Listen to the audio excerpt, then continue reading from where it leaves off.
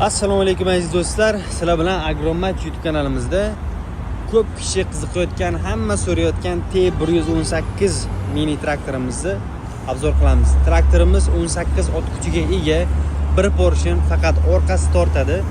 Yoqilg'i salarka soatiga nagruzkada uzog'i 2 litr salarka yeydi. Qalasida qotda 1 litrdan ham kam salarka yeydi. Kalitda statorda zavod bo'ladi.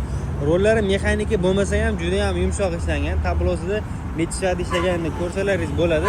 Traktorimiz panelni pavisi jami 6 ta skorosti bor. Xo'p, traktorning orqasida vomi bor. Bemalol qishloq xo'jalik agregatlarini ulasalaringiz bo'ladi. Vomi 540 720 оборотda ishlaydi. Komplektida mana shunaqa 110 lik frezasi bor. O'ziga moslab turib, ikki korpusli plug yoki chizel qo'ysalaringiz bo'ladi. Arava torta oladi bemalol.